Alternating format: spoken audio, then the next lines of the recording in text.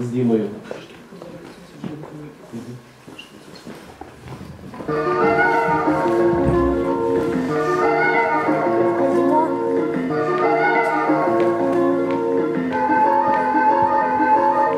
Для когось свято це далеко і не свято образа, але бажаю, щоб родились нові думки і фрази, щоб новий рік вас вразив, і щоб нам не казали, що бідні люди більше по смітниках не лазили. Передаю привіт усім тим, хто просто слухає, а якщо точніше, то тим, у кого просто вухає. Щоб з Новим роком до вас прийшли гроші і везіння, щоб харчували стільки ікрою, а не якимось насінням. З Новим роком до вас ці моменти нам Дід Мороз привіз на життя майбутнє, вони меду, людей на лицях з'явиться посмішка. З Новим роком презентуємо альбом «Слухати поспіша». Я вам обіцяю, від сьогодні до кінця всього хмурого у вас буде менше, ніж радісного. Я нас завжди в репі давно не слухав року, а про наступні дійсно розкажу з Новим роком. Так відкривай шампанське, бокали наповняйте, хай кожен з вас цей приспів заспіває. Новий рік прийшов, не стільки зустрічайте, адже для вас сьогодні новорічна зірка сяє.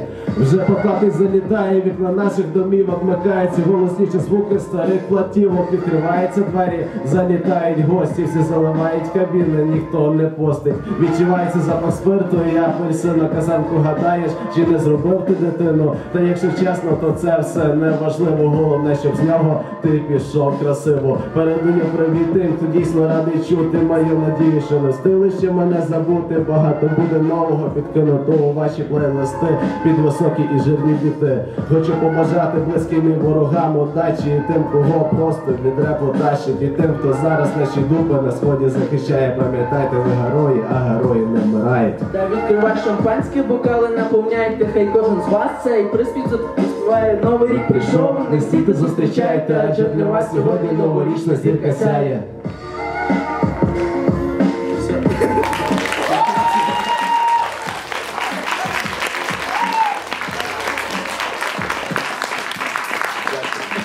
Не так добре, як хотілося, але що маємо, то маємо.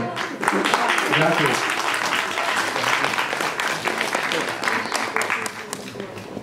Ось так от.